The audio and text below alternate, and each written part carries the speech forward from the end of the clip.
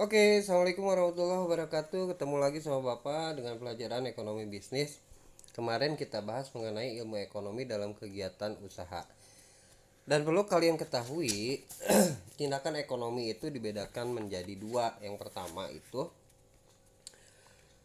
dalam kegiatan ekonomi kita ini tujuannya untuk mendapatkan keuntungan. Yang keduanya juga kegiatan operasionalnya supaya berjalan dengan baik. Ya, itu dari kegiatan ekonomi. Untuk selanjutnya, di pertemuan kali ini kita beranjak ke bab 2 dengan judul masalah pokok ekonomi kaitannya dengan kelangkaan. Ya, oke. Next. Tujuan pembelajaran kita untuk di bab 2 ini yang pertama itu kalian bisa mengevaluasi masalah-masalah apa aja dalam ekonomi, itu yang pertama. Yang kedua, memberikan solusi terhadap masalah ekonomi di lingkungan kalian. Yang ketiga, menganalisa atau menganalisis kelangkaan. Nah, ini hubungannya antara hubungan sumber daya dengan kebutuhan manusia. Dan yang keempat, memberikan solusi masalah kelangkaan sumber daya dan kebutuhan manusia di lingkungan kalian. Oke.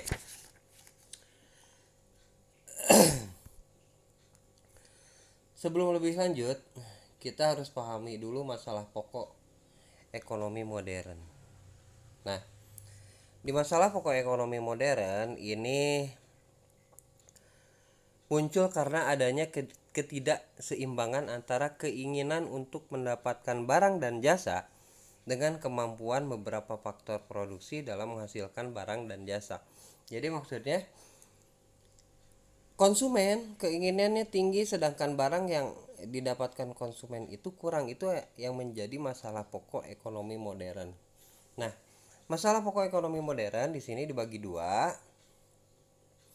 Yang pertama itu adalah masalah pokok ekonomi klasik. Nah, masalah pokok ekonomi klasik itu adalah suatu masalah ekonomi yang dipandang dari sudut yang sederhana. Itu menurut pemikiran beberapa tokoh. Yang pertama itu adalah Adam Smith, yang kedua David Ricardo, dan yang ketiga itu J.S. Mill. Nah, masalah pokok ekonomi klasik yang pertama itu adalah masalah produksi. Ya. Jadi, suatu permasalahan mengenai barang dan jasa yang dibutuhkan oleh masyarakat yang berhubungan dengan bagaimana memproduksi semua barang dan jasa tersebut. Itu masalah dari produksi. Dan yang kedua, masalah distribusi. Kalau masalah distribusi itu masalah mengenai bagaimana cara mendistribusikan barang dan jasa setelah dilakukan proses produksi. Jadi distribusi itu adalah pengantaran barang eh, dari produksi sampai ke konsumen. Bagaimana distribusinya? Apakah berjalan dengan baik atau tidak? Dan yang ketiga itu adalah masalah konsumsi. Nah, kalau masalah konsumsi ini merupakan permasalahan yang berkaitan dengan beberapa hal. Seperti apakah benda pemuas kebutuhan yang diproduksi itu memang benda yang dimiliki oleh konsumen atau tidak, ya. Jadi itu masalah konsumsi. Itu masalah pokok ekonomi klasik, ya. Jadi masalah pokok ekonomi klasik itu terdiri atas masalah produksi, masalah distribusi, masalah konsumsi. Itu masalah pokok dari ekonomi klasik. Yang kedua, masalah pokok ekonomi modern. Nah, berbeda dengan masalah ekonomi klasik, masalah ekonomi modern itu masalahnya ruang lingkupnya lebih luas daripada masalah pokok ekonomi klasik. Karena kenapa lebih luas? Karena di sini membahas yang pertama itu ada what. Apa itu what? What itu apa? Kaitannya dengan masalah pokok ekonomi modern what ini berarti barang dan jasa apa yang akan diproduksi. Jadi apa itu? What itu adalah apa barang dan jasa yang akan kita produksi. Apa nih produknya? Seperti apa produknya? Targetnya seperti apa? Targetnya apakah menengah ke atas? Apakah dari semua umur atau sebagainya?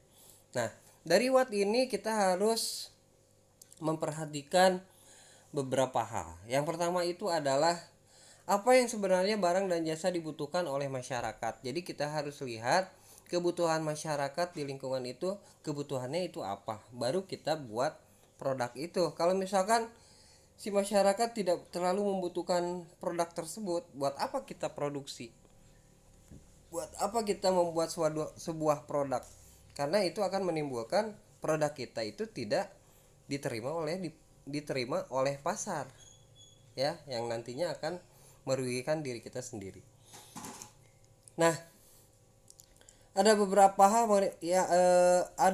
hal yang dapat menimbulkan kebutuhan manusia akan barang dan jasa.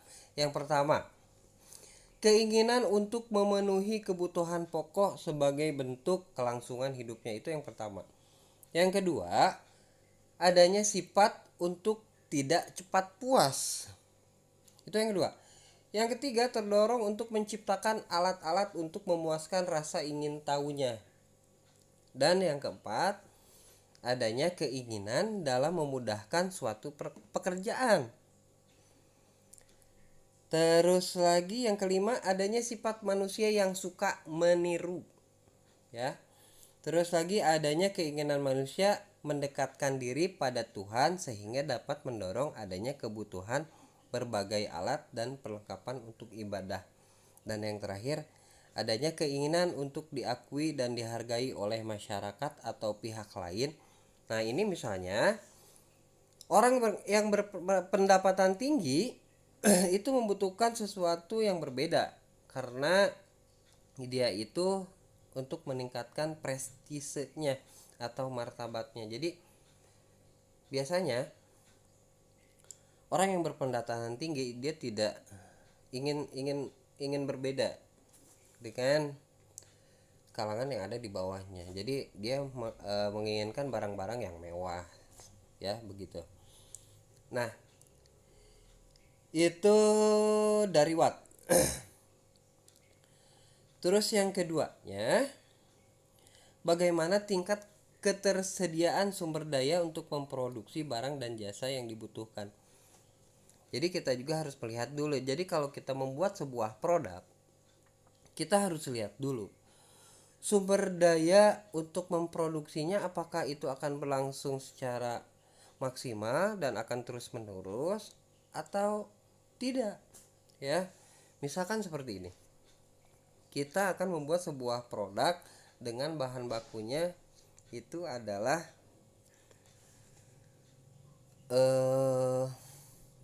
bahan yang susah didapat. Misalnya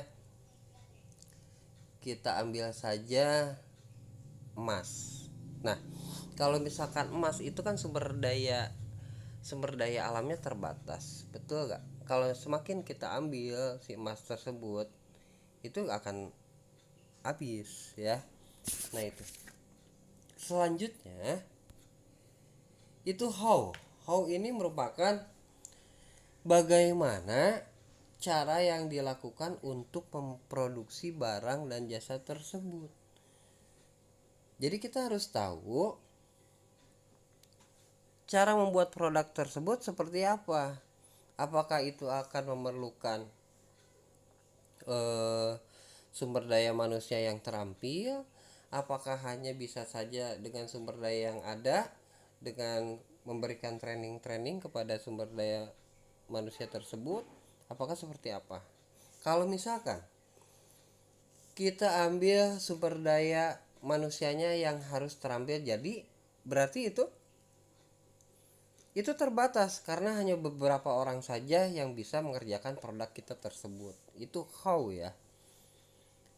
Yang ketiga itu forward. Nah, forward itu kaitannya untuk siapa produk itu kita buat. Jadi targetnya kemana? Apakah targetnya menengah ke bawah? Apakah menengah ke atas? Apakah di segala umur? Anak-anak, orang tua,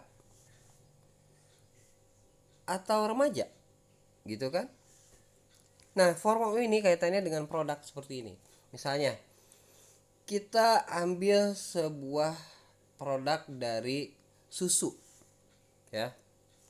Kita tahu susu itu ada untuk balita, ada untuk 2 tahun, untuk 3 tahun, 4 tahun, terus lagi sampai remaja, dan juga ada pun untuk manula atau orang tua yang sudah tua. Nah, itu ada klasifikasinya, ada sasarannya. Kita membuat sebuah produk. Ada susu untuk hamil, ya. Ada susu untuk meninggikan badan dan lain sebagainya. Itu adalah forward. Jadi untuk siapa produk ini kita buat, gitu ya. Oke. Dari situ kita lanjut mengenai kelangkaan dalam kegiatan usaha. Nah, kelangkaan dalam kegiatan usaha itu, setiap kegiatan usaha harus berusaha mencari solusi atau pemecahan karena adanya permasalahan yang muncul, ya. Nah, terjadi kelangkaan ini yang tadi saya sebutkan itu karena permintaan dari konsumen banyak sedangkan produksinya itu minimal, jadi kurang, ya. Jadi tidak ada keseimbangan antara produksi dengan permintaan, dan itu akan menjadi kelangkaan dalam kegiatan usaha, ya. Bisa juga munculnya kelangkaan tersebut itu dari sumber daya alamnya, bisa juga dari sumber daya manusianya, ya. Tentu saja kelangkaan dalam kegiatan usaha ini bagi penjual, kelangkaan akan berdampak pada tidak adanya barang yang akan dijual sehingga membuat pendapatan menjadi berkurang. Itu untuk bagi penjual, ya. Yang kedua, faktor penyebab kelangkaan. Nah, faktor penyebab kelangkaan ini yang pertama itu adalah kelangkaan sumber daya alam. Yang tadi saya sudah sebutkan mengenai kelangkaan sumber daya alam. Terus lagi kelangkaan kelangkaan tenaga kerja. Dan yang ketiga, kelangkaan modal dan teknologi. Nah, di sini ada beberapa orang yang mempunyai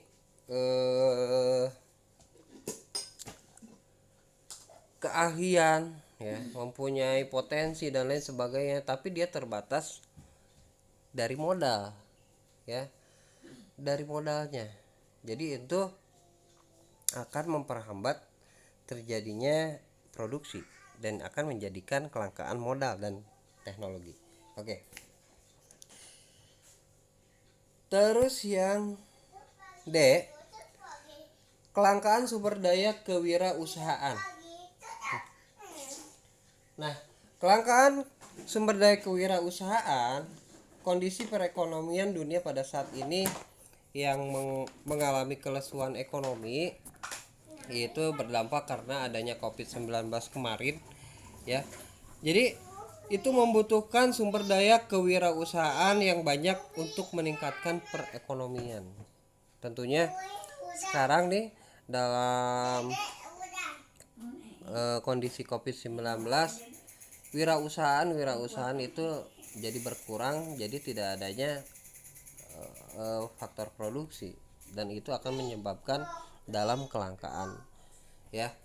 Kalian ketahui kemarin kita sulit untuk mendapatkan sebuah produk yang kita inginkan karena tidak adanya produksi, ya.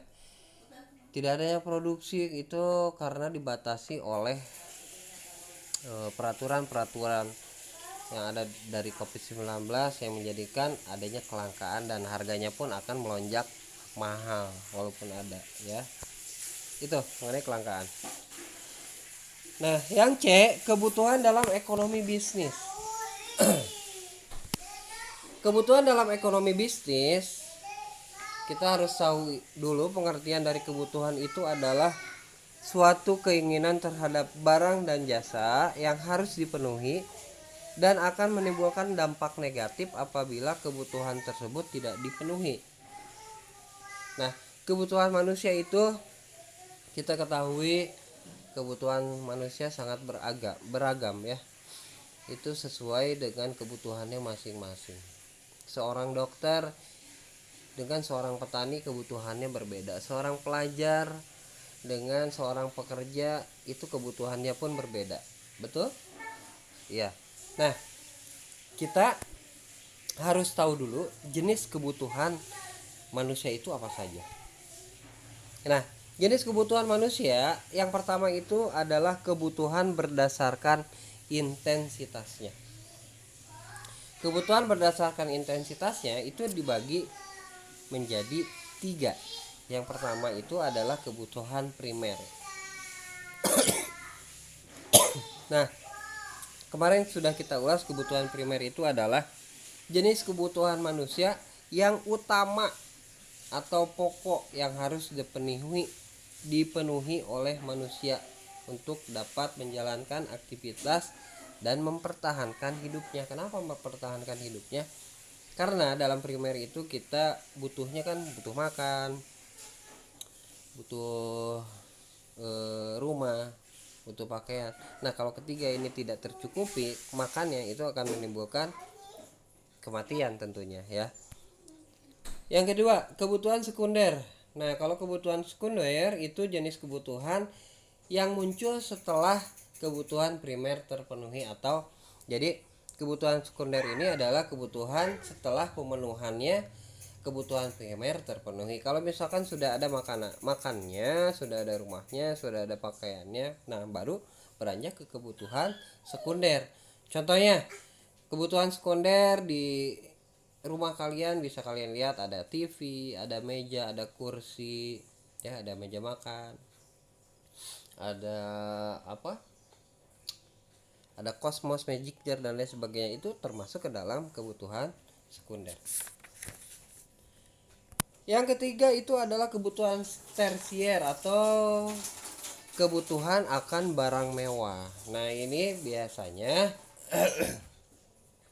kalau sudah kebutuhan primernya terpenuhi, terus lagi kebutuhan sekundernya terpenuhi, masih ada kebutuhan tersier yang harus dipenuhi karena sifatnya manusia itu tidak ada puasnya ya.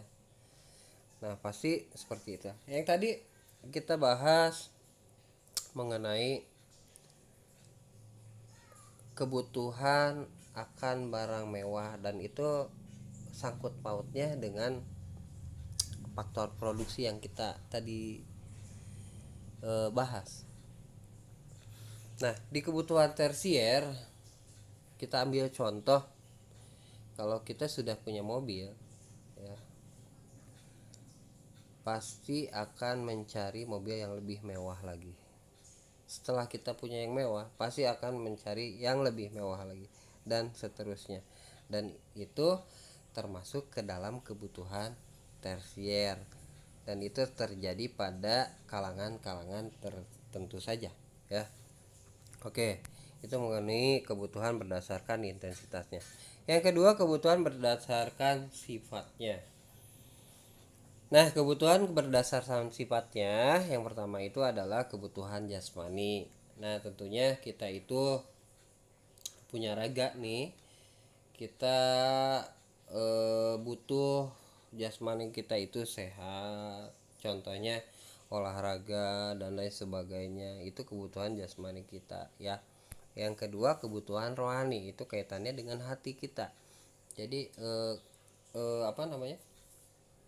Jadi kebutuhan yang membuat hati ini puas, tenang, damai. Contohnya seperti apa, Pak? Contohnya kita sebagai umat muslim,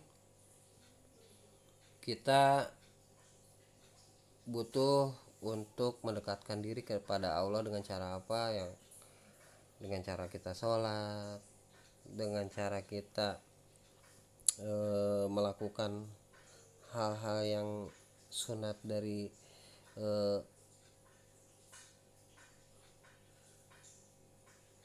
dari Allah untuk kita, ya. Itu mengenai kebutuhan rohani. Terus lagi kebutuhan berdasarkan waktunya. Nah, kebutuhan berdasarkan waktunya itu dilihat dari waktunya. Yang pertama kebutuhan sekarang, terus juga ada kebutuhan yang akan datang. Maksud dari kebutuhan sekarang itu kaitannya kalau kita lapar, kita butuh makan. Kalau kita kenyang, kita butuh makan nggak? Enggak. Oke. Terus kalau kita sakit butuh obat, butuh. Kalau kita lagi nggak sakit butuh obat nggak? Enggak. Nah gitu, itu kebutuhan sekarang. Nah kalau kebutuhan yang akan datang, contohnya kalau misalkan kalian ingin merencanakan sesuatu, suatu saat nanti setelah sekolah kalian ingin masuk universitas di negeri misalnya, kalian itu akan menyiapkan atau menabung untuk memenuhi persyaratannya dari universitas tersebut. Nah, jadi itu kebutuhan yang akan datang. Terus lagi kalau kalian misalkan nanti setelah nanti kalian dewasa, sekarang juga udah dewasa sih, kalian merencanakan untuk menikah dengan seseorang. Nah, kalian harus menabung untuk acara persepsi kalian. Jadi itu kebutuhan yang akan datang. Oke. Terus lagi, kebutuhan berdasarkan pihak yang membutuhkan. Yang pertama itu adalah kebutuhan perorangan. Ya, kebutuhan perorangan. Nah, kebutuhan perorangan itu disesuaikan dengan tugas dan pekerjaan individu masing-masing. Yang tadi contohnya misalkan dokter membutuhkan teleskop, membutuhkan alat-alat untuk menangani pasien. Berbeda dengan kebutuhan petani. Misalkan kalau petani butuh cangkul dan lain sebagainya. Nah, itu adalah kebutuhan perorangan. Terus lagi ada kebutuhan kelompok.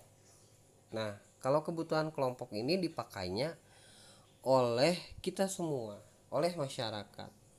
Nah, contohnya apa?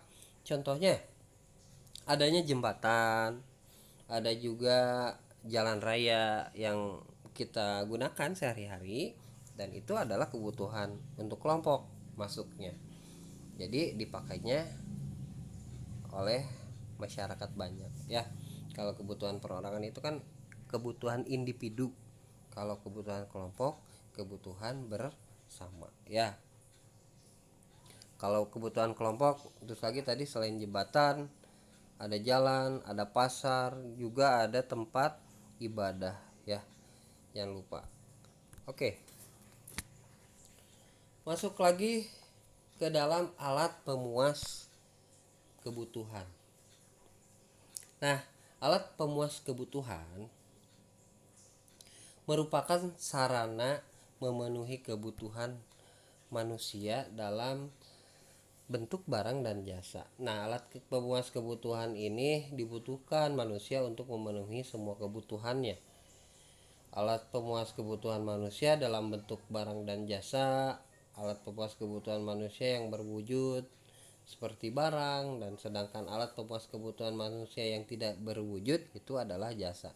Yang berwujud itu barang, yang tidak berwujud itu jasa. Misalkan kita kalau lagi sakit, kita butuh jasa dokter, ya. Kalau kita lagi pengen suatu barang, misalkan kalian ingin membeli tas, itu maksudnya barang berwujud karena ada barangnya, ada tasnya, ya. Oke. Dalam dunia bisnis, alat pemuas kebutuhan dalam wujud barang itu dapat dibedakan menjadi beberapa macam. Yang pertama itu adalah barang menurut cara memperolehnya. Nah, barang menurut cara memperolehnya, yang pertama itu adalah ada barang bebas. Jadi kita itu untuk mendapatkannya tidak perlu mengeluarkan uang. Contohnya apa? Kita butuh matahari untuk berjemur. Kita butuh udara untuk menghirup, kita butuh air dan sebagainya, itu adalah barang bebas. Itu termasuk ke dalam barang bebas ya.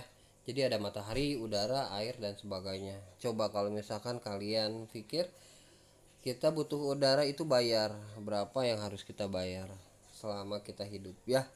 Nah, itu barang bebas. Yang kedua adalah barang ekonomi. Nah, tentunya barang ekonomi ini adalah barang yang harus itu memperolehnya itu dibutuhkan pengorbanan. Pengorbanannya seperti apa, Pak? Pengorbanannya dengan cara kita membayar kebutuhan itu.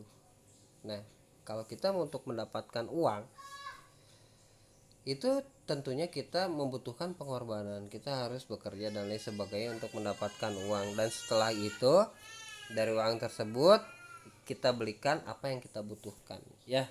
Itu adalah barang ekonomi. Bentar. Baik, lanjut lagi. Barang menurut cara memperolehnya. Yang kedua itu adalah barang menurut cara pemakaiannya. Nah, menurut cara pemakaiannya itu ada dua. Yang pertama itu adalah barang komplementer. Masih ingat barang komplementer itu apa? Barang komplementer itu adalah merupakan jenis barang yang memiliki manfaat apabila barang tersebut digunakan bersama-sama dengan barang lain. Contohnya apa? Contohnya kompor gas itu kalau tidak memakai gas itu tidak akan bermanfaat, benar gak? Terus kalau kita pakai motor, kalau nggak ada bensinnya nggak jalan ya. Itu adalah barang komplementer. Jadi barang yang memiliki manfaat apabila barang tersebut digunakan bersama-sama, itu barang komplementer. Seperti kopi dan gula. Lamun kopi doang pahit, nggak sama gula. Kalau gula aja rasanya hanya manis-manis saja gitu ya. Terus lagi barang substitusi. Barang substitusi itu adalah jenis barang pemuas kebutuhan di mana pemakaian barang tersebut dapat digantikan barang lainnya. Misalkan dulu kita itu memakai kompor itu kompor minyak tanah. Ya, berarti dulu kompornya minyak tanah. Nah, sekarang diganti sama gas. Beda kan? Beda, tapi manfaatnya sama ya.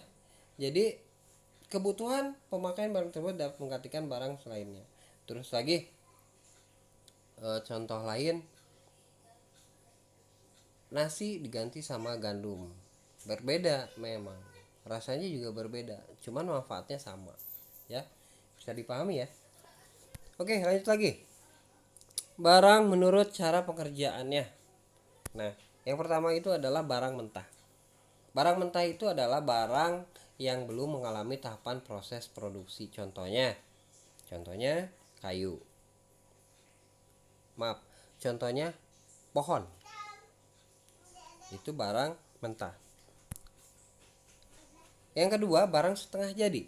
Barang setengah jadi ini merupakan jenis barang yang merupakan hasil pengolahan dari bahan mentah. Itu adalah kayu, di mana pohon tersebut sudah ditebang terus dijadikan balokan kayu ya. Itu barang setengah jadi. Nah, yang ketiga itu barang jadi. Barang jadi ini jenis barang yang sudah melalui tahapan proses produksi.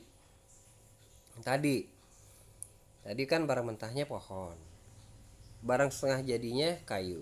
Barang jadinya jadi kursi, jadi meja dan lain sebagainya. Ya, betul? Oke. Terus contoh lainnya juga seperti baju misalnya. Nah, barang mentahnya itu apa? Kalau misalkan sutra, dari ulat sutra. Barang setengah jadinya jadi sebuah benang. Ya. Terus lagi barang jadinya jadi baju gitu ya. Itu barang menurut cara pengerjaannya. Terus lagi yang terakhir barang menurut bentuknya. Nah, Barang menurut bentuknya itu yang pertama adalah barang tetap. Barang tetap ini adalah jenis barang yang bentuknya tetap dan tidak bergerak secara fisik. Contohnya apa? Emang barang bisa bergerak, Pak? Ada, bisa. Maksudnya gini, kalau barang tetap itu adalah seperti rumah atau pabrik, gedung pabrik. Itu bisa bergerak nggak? Nggak. Kalau bergerak runtuh tuh ya. Bener nggak? Itu barang tetap. Terus lagi barang bergerak. Dalam artian barang tetap dengan barang bergerak itu artinya yang tadi itu tidak bisa dipindahkan. Kalau barang bergerak bisa kita ambil kemana-mana, bisa kita pakai kemana-mana, berjalan gitu. Contohnya barang bergerak itu apa, Pak? Contohnya itu sepeda motor, mobil, dan lain sebagainya. Terus lagi ada truk dan lain sebagainya. Pokoknya itu yang termasuk ke dalam barang bergerak. Jadi bisa berpindah-pindah ya. Itu barang bergerak, sepeda dan lain sebagainya. Itu barang bergerak. Bisa dipahami ya sampai sini. Mudah-mudahan kalian mengerti apa itu masalah pokok ekonomi modern ya. Tadi sudah kita bahas, kita ulas lagi supaya kalian tidak lupa. Kalian tentunya juga sudah menulis kan ya. Tadi ada masalah pokok ekonomi modern yang terbagi dua. Ada masalah pokok ekonomi klasik, ada masalah pokok ekonomi modern. Yang di dalamnya, dalam ekonomi klasik ada masalah produksi, ada masalah distribusi, dan juga masalah konsumsi ya. Untuk lebih jelasnya nanti kalian bisa tanya jawab, kalian bisa tanya saya langsung apa saja yang kalian tidak pahami ya. Bisa kalian WA dengan Bapak. Untuk hari ini mungkin cukup sekian, tapi ada beberapa tugas yang harus kalian kerjakan. Itu tugas evaluasi dari bahasan minggu lalu. Bisa kalian tulis di sini. Yang pertama itu tugasnya untuk kalian, tindakan ekonomi dibagi menjadi dua, jelaskan. Tadi sudah saya sebutkan tindakan ekonomi ada berapa, terus kalian jelaskan. Yang kedua, dengan motif ekonomi orang melakukan kegiatan ekonomi ya. Motif ekonomi kemarin apa saja sih? Ada ya. Orang melakukan kegiatan ekonomi itu misalnya seperti apa gitu. Oke. Lanjut lagi ke ilmu ekonomi dibagi beberapa bagian, sebutkan dan jelaskan. Silahkan kalian jawab. Terus lagi yang keempat, harga komoditas dibahas dalam ekonomi apa. Dan yang terakhir, manusia bertindak karena didorong oleh apa ya. Apa didorong oleh nafsu atau didorong oleh apa ya. Dalam kaitannya dengan ekonomi kalian juga tentunya tahu manusia bertindak itu seperti apa. Oke, mungkin cukup sekian dari Bapak untuk pertemuan kali ini. Semoga kalian bisa memahami apa yang saya sampaikan, dan apa yang saya sampaikan bermanfaat oleh kalian. Oke, dari Bapak cukup sekian. Wabillahi taufik wal hidayah. Wassalamualaikum warahmatullahi wabarakatuh. Terima kasih. Assalamualaikum.